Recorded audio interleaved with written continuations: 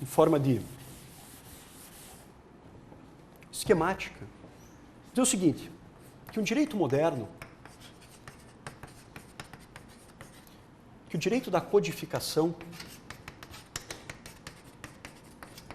que esse direito que acreditava muito no papel do legislador, que esse direito profundamente monista, estatal, vem sofrendo uma certa mudança. Hoje já é possível dizer que a gente vive um novo momento do direito, ou pelo menos uma tentativa de um outro momento do direito. O direito contemporâneo, um direito até, como diz o professor Paulo Grossi, mas essa expressão é uma expressão bastante confusa, bastante complexa, um direito pós-moderno hoje, ele tem outras propostas, né?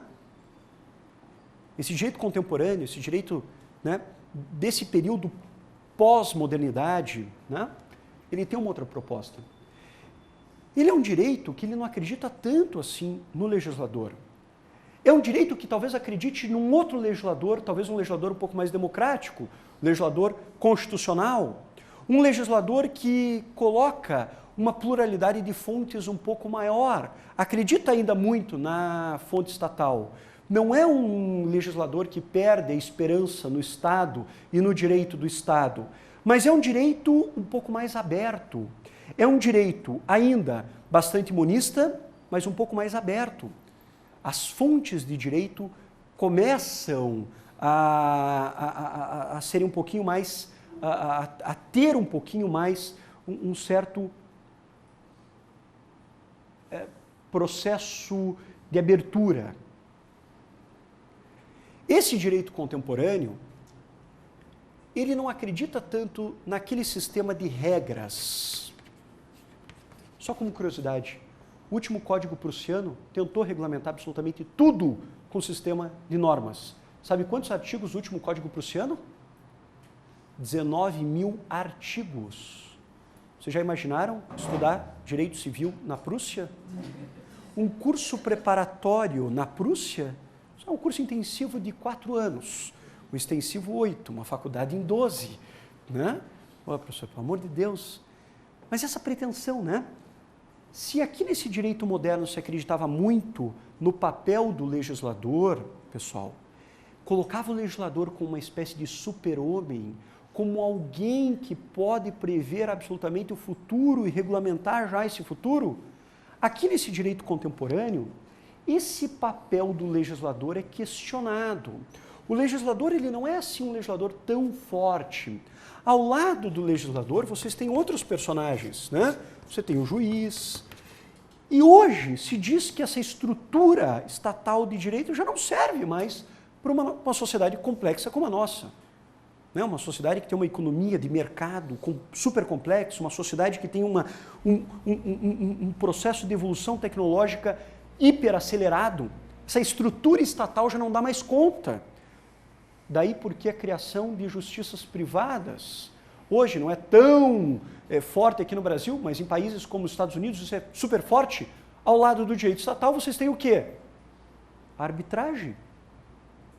A arbitragem, em alguma medida, é uma desconfiança da sociedade com o direito do Estado. Por que eu preciso da arbitragem? Porque esse direito estatal não está dando conta do recado.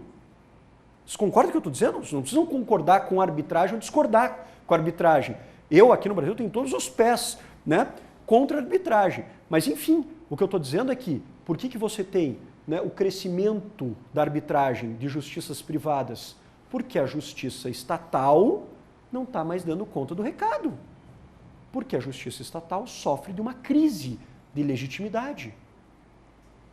Então, esse direito contemporâneo é um direito que não acredita assim tanto na ideia de regras. É um direito que consagra, ou que começa a trabalhar com cláusulas gerais, com princípios. É um direito, pessoal, não posso dizer que é um direito totalmente pluralista, mas é um direito que, pelo menos no âmbito constitucional, admite outras fontes que não apenas as fontes estatais, que no âmbito constitucional consagra um certo pluralismo jurídico. E aqui uma diferença importante entre cláusula geral e regra. Uma diferença importante entre cláusula geral e regra. Mostrando um pouco a mudança, né, desses tempos.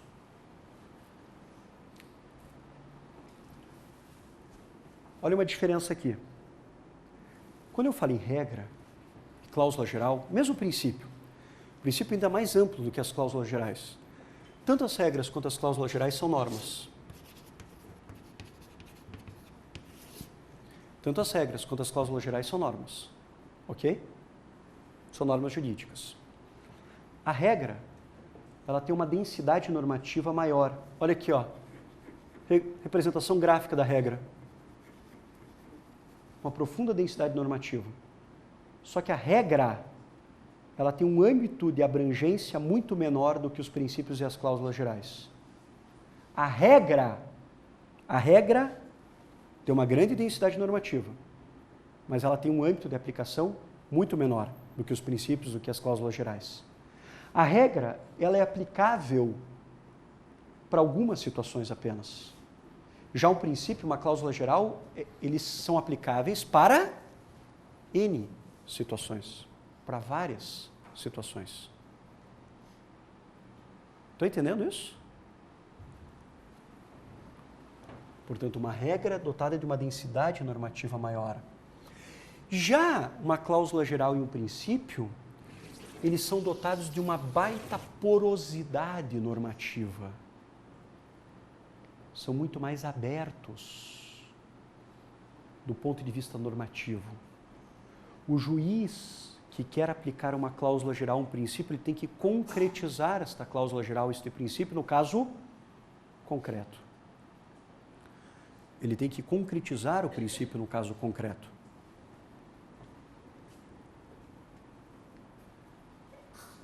A regra, ela é aplicável com base na lógica, notem isso, a regra é aplicável com base na lógica da subsunção. Vocês lembram o que é essa lógica da subsunção? Dado o caso A, eu aplico a norma B e tenho a consequência C. Existe uma regra que determina que o patrimônio dos ascendentes é transferido para os descendentes, em concorrência ou não com o cônjuge, dependendo do regime de bens. Quando meu avô faleceu, nós aplicamos a regra A ao caso do meu avô, caso B. E as filhas do meu avô herdaram do meu avô. Dado o caso A, eu aplico a regra B e tenho a consequência C. Isso é a lógica da subsunção. Aplicar a regra é muito mais fácil. Por que a maior parte dos juízes prefere ficar no sistema de regras? Porque o sistema de cláusula geral de princípio, ele não é aplicável com base nessa lógica da subsunção. O juiz deve concretizar a norma individual no caso concreto. Ele deve construir a norma individual no caso concreto. Como aplicar a ideia do respeito à dignidade da pessoa humana? Como aplicar boa-fé objetiva? Boa-fé objetiva.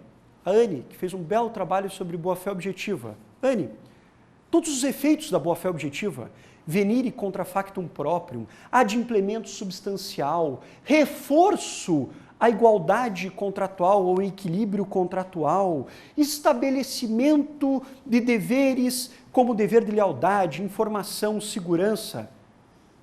Tudo o que eu falei aqui está escrito no código? Só está escrito o quê? Que os contratos devem observar a boa-fé objetiva.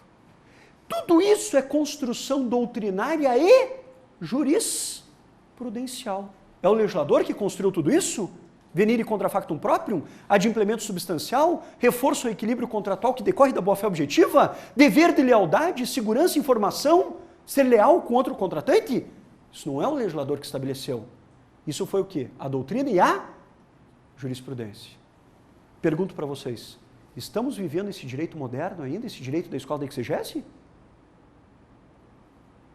Só um ingênuo vai dizer uma coisa dessa. Quem aqui é da pós de trabalho? Quem aqui dá pós-trabalho? Pós-trabalho. O que é o direito do trabalho hoje? O direito do trabalho...